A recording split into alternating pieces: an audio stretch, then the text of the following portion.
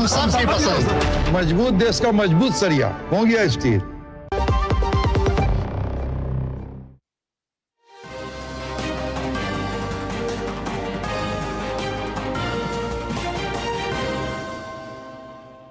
नमस्कार, आप देख रहे हैं डीडी न्यूज़ और मैं हूं आपके साथ आरेंद्र। समाचारों के इस बुलेटिन में आप सभी का स्वागत है। शुरुआत इस वक्त की सुर्खियों के साथ।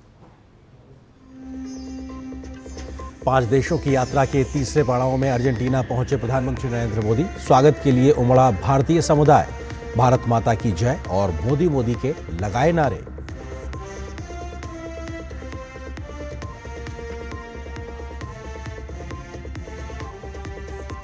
अंतर्राष्ट्रीय सहकारिता दिवस पर गुजरात को मिला देश का पहला राष्ट्रीय स्तर का सहकारी विश्वविद्यालय। अमित शाह ने किया भूमि पूजन। कहा, त्रिभुवन सहकारी यूनिवर्सिटी सहकारिता क्षेत्र को सशक्त बनाने के लिए सभी कमियों की भरपाई करने वाला एकमात्र पहल।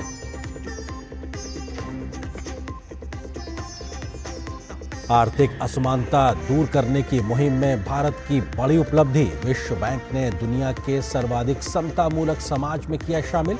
आय समानता में विश्व में चौथे स्थान पर भारत।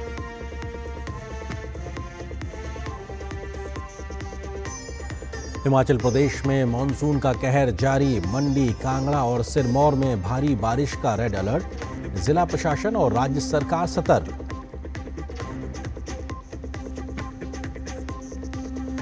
और भारत और इंग्लैंड के बीच बर्मिंघम टेस्ट का चौथा दिन आज। तीसरे दिन का खेल खत्म होने तक दूसरी पारी में भारत की इंग्लैंड पर 244 रन की बढ़त।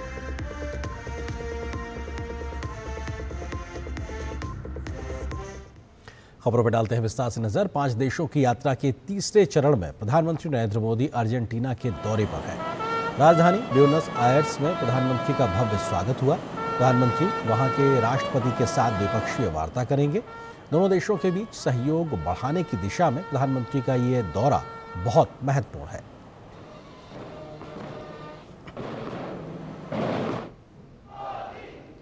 प्रधानमंत्री नरेंद्र मोदी का ब्यूनस आयर्स में होटल पहुंचने पर शानदार अभिनंदन हुआ। प्रधानमंत्री के स्वागत के लिए भारतीय समुदाय उमड़ पड़ा। लोगों ने भारत माता की जय और मोदी मोदी के नारे लगाए।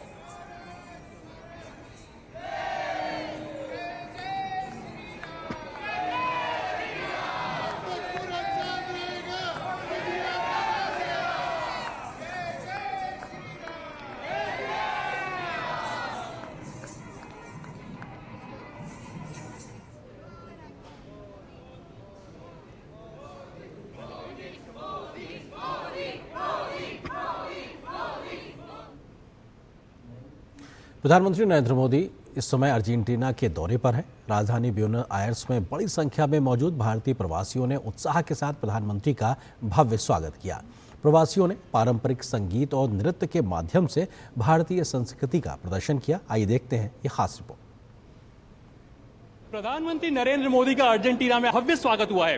केवल भारतीय और भारतवंशी ही नहीं, लेकिन जो अर्जेंटीना के लोग हैं वो भी काफी गर्मजोशी से उनका स्वागत करते हुए नजर आए हैं। हमारे साथ कई लोग मौजूद हैं, लेकिन सबसे पहले उनसे बात करते हैं जो अर्जेंटीना के निवासी होने के बावजूद भी एक तरह से भारतीय संस्कृति को उनके सामने पेश करते हैं। Anandani, first of all thank you for joining us on Doordarshan. First of all, tell us that what sort of dance performance was this that you presented in front of Prime Minister Modi? Namaskar.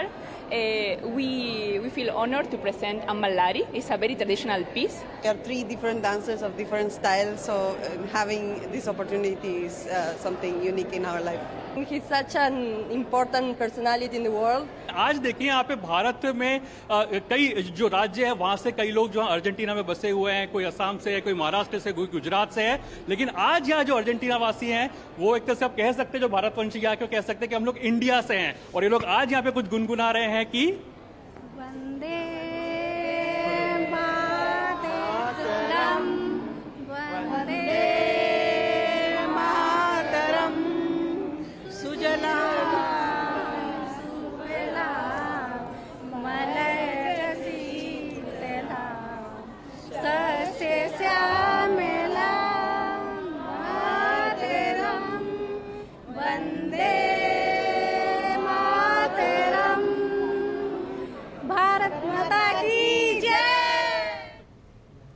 तो Buenos Aires पहुंचने के दौरान प्रधानमंत्री नरेंद्र मोदी ने वहां पर भारत को जानो पहल के विजेताओं से भी मुलाकात की। भारत को जानो जो कि प्रधानमंत्री नरेंद्र मोदी ने जिसकी शुरुआत की थी, तो उसके जो विनर्स हैं, पार्टिसिपेंट्स हैं, वो यहाँ हमारे साथ में मौजूद हैं। Ma'am, you all are the participants and the winners of the Bharat को जानो contest. I would like to know from you that what is that unique thing about India that you like the most? We really, since we traveled to India, we fell in love with the food, with the people, with the culture, with everything. We wish to come back again, and we are very happy to share with Mr. Prime Minister this moment. India, for me, is the most important is its people and its culture. But the people are great. I am visual artist. I love to study about arts in India. I'm Bharatanatyam dancer and Odissi dancer too, and I love to study there in Chennai and Odisha. I love to travel there. हमने यहाँ पर देखा कि किस तरह से जो भारतीय हैं, भारतवंशी हैं अर्जेंटीना के अंदर, और साथ ही साथ जो अर्जेंटीना वासी हैं वो भी बढ़ चढ़ करके प्रधानमंत्री नरेंद्र मोदी के स्वागत के लिए इस समय पर आए। और जाहिर सी बात ये बताता है कि पीपल टू पीपल कनेक्ट को कैसे बढ़ावा देता हुआ दिखाई देगा प्रधानमंत्री नरेंद्र मोदी का अर्जेंटीना का ये दौरा। Arun Sharma, Doordarshan news, Argentina. प्रधानमंत्री नरेंद्र मोदी का एक पेड़ मां के नाम अभियान देश ही नहीं विश्व भर में तेजी से आगे बढ़ रहा है। कई देशों के नेता भी इस पहल का हिस्सा बन रहे हैं। इसी क्रम में त्रिनिदाद और टोबैगो की प्रधानमंत्री ने भी एक पेड़ लगाया है। पीएम मोदी की इस पर्यावरण संरक्षण की पहल को पूरी दुनिया में सराहना मिल रही है। एक पेड़ मां के नाम, पर्यावरण संरक्षण और धरती के बेहतर भविष्य की राह दिखाती प्रधानमंत्री नरेंद्र मोदी की पहल। एक ऐसा अभियान जिसने भारत ही नहीं विदेशों में भी लोगों को जोड़ा। मां को नमन और धरती मां के संरक्षण का लक्ष्य सामने रखकर साथ आने के लिए पीएम के इस महाअभियान में अब कई देशों के नेता भी शामिल हो चुके हैं। इस कड़ी में ताजा नाम है त्रिनिदाद और टोबैगो की प्रधानमंत्री कमला प्रसाद बिसेसर का। उन्होंने पीएम मोदी के साथ मिलकर पोर्ट ऑफ स्पेन में पेड़ लगाया। इसी वर्ष मार्च में मॉरिशस के प्रधानमंत्री नवीन चंद्र रामगुलाम ने पीएम मोदी के साथ इस अभियान में हिस्सा लिया था। दोनों नेताओं ने मॉरिशस के पेम्पल माउसेस स्थित सर शिवसागर रामगुलाम वनस्पति उद्यान में पेड़ लगाकर साझा प्रतिबद्धता का संदेश दिया था। पिछले वर्ष नवंबर में गुयाना के राष्ट्रपति डॉक्टर इरफान अली इस अभियान में शामिल हुए। जॉर्ज टाउन में पीएम के साथ पेड़ लगाने पहुंचे राष्ट्रपति डॉक्टर इरफान अली के साथ उनका परिवार भी मौजूद रहा। पीएम की इस पहल से कई देश पर्यावरण संरक्षण के लिए ठोस प्रयासों की ओर प्रेरित भी हुए हैं। इस वर्ष अप्रैल में स्लोवाकिया के राष्ट्रपति पीटर पेलेग्रिनी ने न केवल पीएम मोदी की इस पहल की तारीफ की, बल्कि अपने देश में उससे प्रेरणा लेने की भी बात कही। एक पेड़ मां के नाम अभियान की वैश्विक लोकप्रियता साफ बढ़ी जा सकती है। इसका विस्तार 136 से अधिक देशों तक हो चुका है। विदेशों में अभियान के तहत 27,500 से अधिक पेड़ लगाए जा चुके हैं। 5 जून 2024 को शुभारंभ के बाद से ही पीएम की ये पहल अभूतपूर्व विस्तार की गवाह बनी है। एक वर्ष के अंदर 140 करोड़ से अधिक पेड़ लगाए जाने के बाद अब अभियान का दूसरा चरण जारी है, जिसके अंतर्गत 5 जून से 30 सितंबर 2025 की अवधि में 10 करोड़ पेड़ लगाए जाने हैं। पर्यावरण को लेकर नई जागरूकता पैदा करने वाली पीएम की ये पहल हरित आवरण बढ़ाने और मरुस्थलीकरण रोकने की दिशा में बेहद कारगर प्रयास है। पर्यावरण संरक्षण को लेकर पीएम विश्व समुदाय को निर्णायक कदम उठाने के लिए लगातार प्रेरित करते आए हैं। अंतर्राष्ट्रीय सौर गठबंधन और पर्यावरण के लिए जीवन शैली मिशन लाइफ प्रधानमंत्री के कुछ ऐसे ही प्रयास हैं जिन्हें विश्व भर ने सराहा और अपनाया है। One earth, one family, one future के दृष्टिकोण के अनुरूप पीएम दुनिया को राह दिखा रहे हैं, संदेश दे रहे हैं। अपनी धरती को जलवायु परिवर्तन जैसी चुनौतियों से बचाने के लिए सबको साथ आना होगा, मिलकर काम करना होगा। Bureau report, DD news. अब और कुछ और राष्ट्रीय महत्व की खबरों पर नजर डालते हैं। केंद्रीय सहकारिता एवं गृह मंत्री अमित शाह ने गुजरात के आणंद में देश के पहले राष्ट्रीय स्तर के सहकारी विश्वविद्यालय त्रिभुवन सहकारी यूनिवर्सिटी का भूमि पूजन और शिलान्यास किया। इस दौरान गुजरात के मुख्यमंत्री भूपेंद्र पटेल भी मौजूद रहे। सहकारी क्षेत्र में क्षमता निर्माण के लिए त्रिभुवन सहकारी यूनिवर्सिटी की स्थापना एक ऐतिहासिक और दूरदर्शी पहल है। यह विश्वविद्यालय सहकार, नवाचार और रोजगार की त्रिवेणी को साकार करने की दिशा में एक महत्वपूर्ण कदम सिद्ध होगा। इस मौके पर केंद्रीय गृह एवं सहकारिता मंत्री अमित शाह ने कहा कि 125 एकड़ में 500 करोड़ की लागत से बनने वाली विश्व की पहली सहकारी यूनिवर्सिटी की आधारशिला रखी जा चुकी है। यह यूनिवर्सिटी सहकारिता क्षेत्र में नीति निर्माण, डेटा विश्लेषण, सहकारिता विकास की रणनीति और अनुसंधान जैसे काम करेगी। त्रिभुवन सहकारी यूनिवर्सिटी से तकनीकी सजगता, अकाउंटेंसी की समझ, वैज्ञानिक दृष्टिकोण और मार्केटिंग के गुण तो आएंगे ही, साथ ही इसके प्रशिक्षित सहकारिता का संस्कार भी सीख कर आएंगे कि यह आंदोलन देश के गरीबों, महिलाओं और आदिवासियों के लिए काफी अहम होगा। आज यहाँ पर 125 एकड़ में 500 करोड़ की लागत से विश्व का पहला त्रिभुवन सहकारी यूनिवर्सिटी का आधारशिला रखने का काम किया। ये यूनिवर्सिटी कोऑपरेटिव में नीति निर्माण का काम करेगी, डेटा विश्लेषण का काम करेगी, 5 साल, 10 साल और 25 साल की देश भर के कोऑपरेटिव के विकास की रणनीति करने का काम करेगी। अनुसंधान को भी इस यूनिवर्सिटी के साथ जोड़ा गया है और सबसे बड़ी बात है, ये यूनिवर्सिटी सिर्फ सहकारी कर्मचारी पैदा नहीं करेगी, यहां से त्रिभुवन भाई जैसे समर्पित सहकारी नेता भी पढ़ लिख कर सहकारिता क्षेत्र की नेतृत्व करेंगे। लोकसभा अध्यक्ष ओम बिरला ने दिल्ली में इनोवेटिव फिजिशियंस फोरम के 7वें वार्षिक अंतर्राष्ट्रीय सम्मेलन IPF मेडिकॉन 2025 का उद्घाटन किया। इस सम्मेलन में नेपाल, श्रीलंका, मलेशिया और UK से भी चिकित्सकीय प्रतिनिधियों ने भाग लिया है। इस मौके पर चिकित्सकों को संबोधित करते हुए लोकसभा अध्यक्ष ने चिकित्सा क्षेत्रों में नवाचार और शोध पर बल दिया। ओम बिरला ने कहा कि आर्टिफिशियल इंटेलिजेंस, नैनो साइंस जैसे क्षेत्रों से चिकित्सा अनुसंधान व उपचार में नई दक्षता आई है।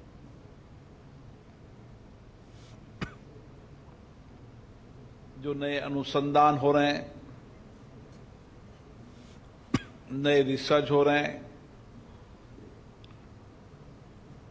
प्रौद्योगिकी और टेक्नोलॉजी के बदलते परिप्रेक्ष्य के अंदर नए इनोवेशन कर रहे हैं और AI आर्टिफिशियल इंटेलिजेंसी के माध्यम से किस तरीके से हम बेहतर चिकित्सा व्यवस्था कर सकते हैं, इसी प्रयासों के कारण आज भारत मेडिकल के अंदर दुनिया में अपनी प्रतिष्ठा बना रहा है। केंद्रीय वाणिज्य एवं उद्योग मंत्री पीयूष गोयल ने लोकसभा में विपक्ष के नेता राहुल गांधी द्वारा अमेरिका के साथ भारत की व्यापार वार्ता पर दिए गए बयान पर प्रतिक्रिया देते हुए कहा कि राहुल गांधी को अब कोई गंभीरता से नहीं लेता, क्योंकि वे, उनके साथी और उनकी पार्टी लगातार नकारात्मकता फैलाते रहते हैं। उन्होंने भारत के लोगों का विश्वास खो दिया है, जिन्होंने बार बार कांग्रेस को नकार दिया है। आज तक वे देश के विकास के लिए कोई सकारात्मक एजेंडा नहीं बना पाए हैं। Nobody takes Mr. Rahul Gandhi seriously anymore because of the negativity that he, his party and his colleagues are continuously spreading. The falsehoods that they are spreading, I think they have lost the plot, they have lost the confidence of the people of India, who are again and again rejecting the Congress party and their politics. Till today, they have not been able to come up with any positive agenda for the development of the nation. Even in Karnataka, their government is completely collapsed. It's a hotbed of corruption. It's a government which is fighting amongst themselves every single day. और समाचारों में यहाँ पर एक छोटे से break के लिए रुकते हैं।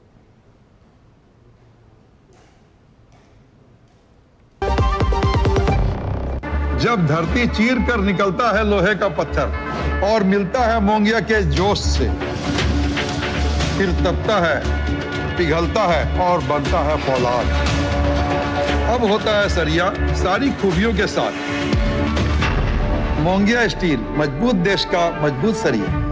टाइम पे खा लेना और प्लीज बाइक धीरे चलाना जी।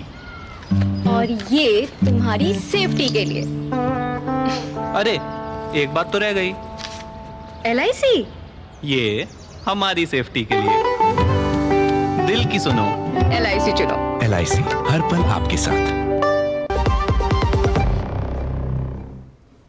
और खबर दिल्ली से। दिल्ली के करोल बाग में विशाल मेगा मार्ट की दूसरी मंजिल पर शुक्रवार शाम अचानक आग लग गई। इस आग में अब तक 2 लोगों के मरने की पुष्टि हुई है। एक व्यक्ति कल लिफ्ट में फंसा था जिसकी दम घुटने से मौत हो गई और उसकी लाश देर रात बरामद की गई। वहीं एक अन्य व्यक्ति की मरने की सूचना भी मिली है। आग लगने के 18 घंटे बाद इस दूसरी लाश को विशाल मेगा मार्ट से निकाला जा रहा है। इस रेस्क्यू अभियान में दमकल की 25 से ज़्यादा गाड़ियां रेस्क्यू काम कर रही थीं। वहीं दिल्ली पुलिस की टीम भी अपने जवानों के साथ सर्च ऑपरेशन चला रही थी। इस पूरे हादसे का जायजा लिया डीडी न्यूज़ के संवाददाता मुकेश शुक्ला ने। लिफ्ट में फंसने से एक युवा जो था उसकी मौत हो गई। वो IAS की पढ़ाई करने के लिए यहाँ पर आया, शॉपिंग करने आया था, मगर वो दुर्भाग्यवश इस लिफ्ट में फंस गया और पावर कट होने की वजह से उसके दम घटने से मौत हो गई। लेकिन आज दूसरे दिन भी आप ये देखिए रेस्क्यू ऑपरेशन चल रहा है दिल्ली फायर और दिल्ली पुलिस का। ये आग जो थी वो 6:45 के आसपास लगी थी और उसकी सूचना जब दमकल विभाग को मिली तो कल 15 गाड़ियां थी और आज भी तकरीबन 10 से 12 गाड़ियां अभी तक आ चुकी हैं। लेकिन जिन लोगों ने अपनी जान गंवाई दुर्भाग्यवश रहे। शॉर्ट सर्किट होने का कारण बताया जा रहा है, लेकिन अभी ऑफिशियल कंफर्मेशन आनी बाकी है कि क्या असली वजह है। लेकिन लगातार जो लापरवाही हो रही है, चाहे वो शॉप के द्वारा, इनके ओनर के द्वारा हो या किसी और के द्वारा, उसकी जवाबदेही बाद में तय होगी। लेकिन 2 डेड बॉडी जो है वो अभी तक यहाँ से रिकवर कर ली गई है। कैमरा विमलेश के साथ में मुकेश शुक्ला, डीडी न्यूज़ दिल्ली। झारखंड के रामगढ़ जिले के मांडू प्रखंड क्षेत्र में बड़ा हादसा हुआ। महुआ टुंगरी में CCL के कर्मा प्रोजेक्ट के नज़दीक वन भूमि में अवैध उत्खनन के दौरान बीती रात एक चाल धंस जाने से 4 लोगों की मृत्यु हो गई। वहीं 8 से 10 लोगों के मलबे में दबे होने की भी खबर है। पीड़ितों के परिवार ने सोरेन सरकार से मुआवजे की मांग की है। परियोजना भाइंस के अंदर में चाल धंसने से 4 लोग का घटनास्थल पर ही मृत्यु हो गई। अगर 4 दीवारी किए रहते, तार का घेराबंदी किया हुआ रहता तो शायद कहाँ से नहीं घुसता। इसलिए आप भी आए हैं, आप देख सकते हैं कि क्या किसका दोषी माना जा सकता है। अवैध उत्खनन दोषी करने वाले देखिए इस क्षेत्र प्रभावित और विस्थापित क्षेत्र के लोग हैं। इसके अलावा कोई दूसरा यहाँ कोई चारा और कोई उपाय नहीं है रोजगार का। तो रोजगार करने मेरा पिताजी बहुत बड़ा घटना हुआ है। मैं सरकार से और यहाँ का जो CCL प्रबंधन है उनको मैं बोलना चाहूँगा कि जिस प्रकार से मेरा क्षति हुआ है उसी अनुसार से मेरा इसका मुआवजा मिलना चाहिए। 500 मीटर के दूरी में हम लोग हैं। पर डे हमारे घर में जब जब ब्लास्टिंग होती है, हैवी ब्लास्टिंग के कारण से हमारा घर धीरे धीरे क्या बोलेंगे, लोग बोलते हैं, कहीं कहीं सुनने में आता होगा आप लोगों की कि नहीं से हमारे यहाँ भूकंप आया है। देखिए इस पर पूरी हम दोषी CCL का जो सुरक्षा कर्मी है मैं उन्हीं पर पूरी थोपना चाहूँगा। अगर उनका कड़ी निगरानी रहती तो आज इस प्रकार का घटना नहीं होता, आज हमारे बाबूजी जिंदा रहते। प्रधानमंत्री नरेंद्र मोदी ने उत्तर प्रदेश के संभल में हुई दुर्घटना पर गहरा दुख व्यक्त किया है और प्रत्येक मृतक के परिजनों को 2 लाख रुपए की अनुग्रह राशि देने की घोषणा की है। साथ ही घायलों को 50,000 रुपए की सहायता राशि दी जाएगी। कल शाम संभल जिले में बारातियों से भरी गाड़ी हादसे का शिकार हो गई थी, जिसमें दूल्हा समेत 8 लोगों की मौत हो गई और 2 लोग घायल हुए हैं।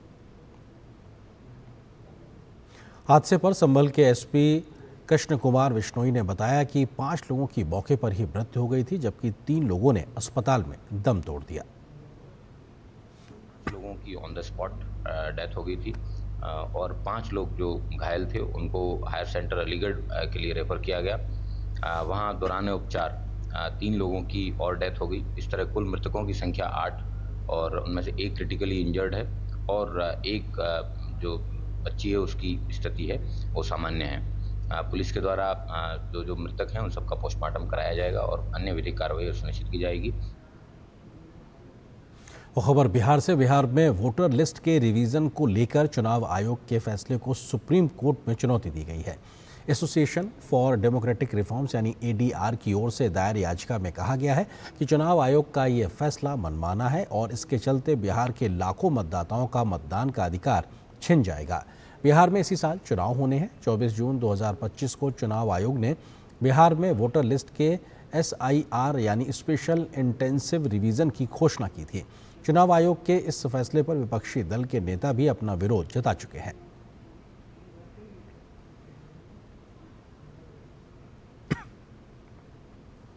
वहीं बिहार में आगामी विधानसभा चुनाव से पहले मतदाता सूची के पुनरीक्षण को लेकर चल रही चर्चाओं के बीच मुख्य निर्वाचन आयुक्त ज्ञानेश कुमार ने स्पष्ट किया है कि यह प्रक्रिया तय समय पर और पूरी पारदर्शिता के साथ पूरी की जाएगी। उन्होंने कहा कि कानून के अनुसार हर चुनाव से पहले मतदाता सूची को पुनरीक्षण किया जाना चाहिए।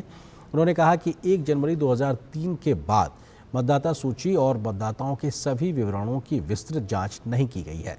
मुख्य निर्वाचन आयुक्त ज्ञानेश कुमार ने पुनरीक्षण प्रक्रिया को एक सामान्य प्रथा बताते हुए कहा कि लगभग हर राजनीतिक दल ने मतदाता सूची की प्रामाणिकता के समस्याओं के बारे में शिकायत की और पुनरीक्षण की मांग की है।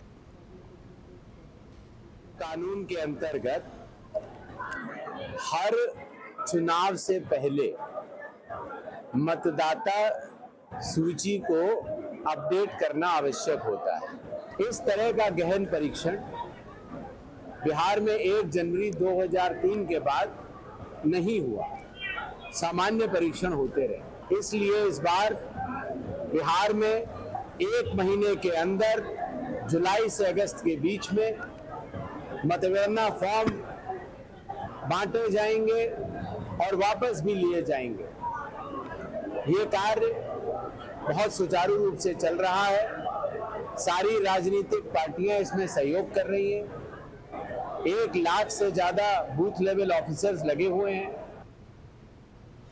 उत्तराखंड के मुख्यमंत्री पुष्कर सिंह धामी ने कैलाश मानसरोवर यात्रा के लिए आए पहले दल को हरी झंडी दिखाकर रवाना किया।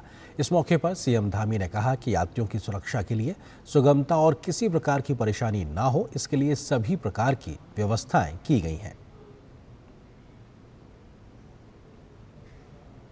यहाँ माँ पूर्णागिरी के धाम पर मुख्य पड़ाव बनाया गया है और हर बार यात्रा का संचालन अब यहाँ से हुआ करेगा और उसके बाद पूरे मानसखंड की यात्रा भी वो लोग करेंगे। जाते समय जहाँ एक मार्ग है, आते समय उनको दूसरा मार्ग चौकौड़ी, अपना जागेश्वर धाम और कैंची धाम होते हुए वो यात्रा के दूसरे पड़ाव को पूरा करेंगे। मैं सबकी यात्रा की सफलता की कामना करता हूँ कि भगवान महादेव सब पर कृपा करें, उनकी मनोकामना पूर्ण करें, उनकी यात्रा सहज हो, सरल हो, सुलभ हो और सुरक्षित हो।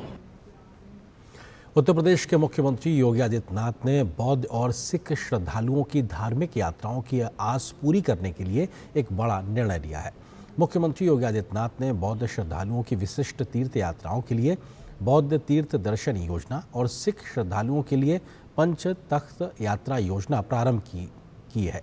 इन योजनाओं के माध्यम से श्रद्धालुओं को आर्थिक सहयोग प्रदान किया जाएगा, जिससे वे अपनी आस्था के प्रमुख तीर्थ स्थलों की यात्रा सुलभता से कर सकें। मुख्यमंत्री ने ये योजना के लाभार्थियों के चयन में बौद्ध भिक्षुओं को प्राथमिकता देने के निर्देश दिए हैं। मुख्यमंत्री ने कहा कि तीर्थ यात्राएं भारतीय संस्कृति में आत्मिक उत्थान और सामाजिक समरसता का माध्यम रही हैं। ऐसे में राज्य सरकार का दायित्व है कि वह नागरिकों को उनकी आस्था से जुड़े स्थलों तक पहुंचने में सहायता प्रदान करे। प्रस्तावित दोनों ही योजनाओं में प्रति व्यक्ति न्यूनतम 10,000 रुपये की राशि अनुदान के रूप में प्रदान की जाएगी।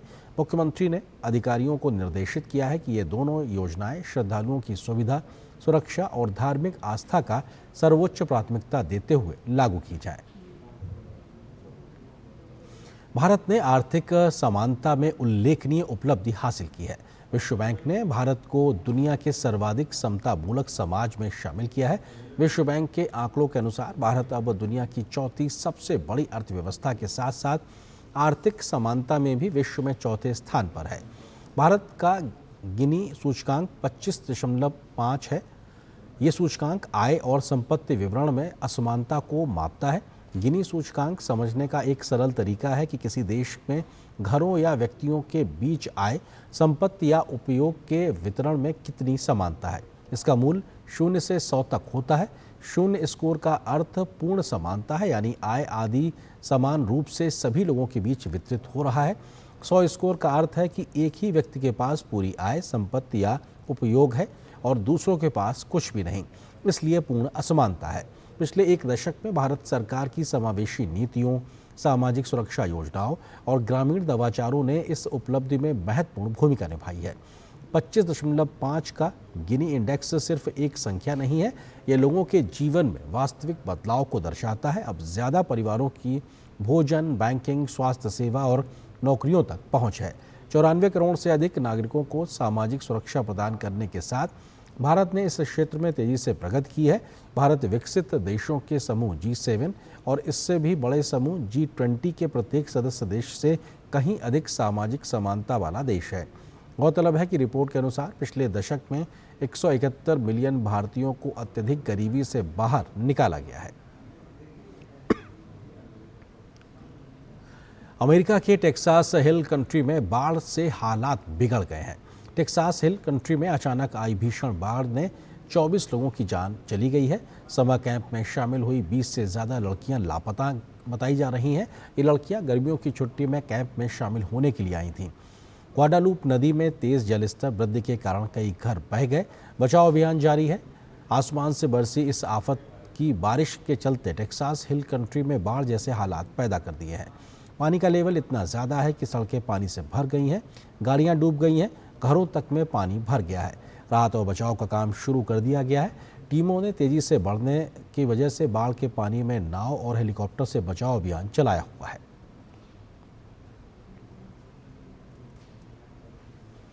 तो इसी खबर के साथ समाचारों के संख्या में बस इतना है, लेकिन DT न्यूज़ पर खबरों का सफर लगातार जारी रहेगा। नमस्कार।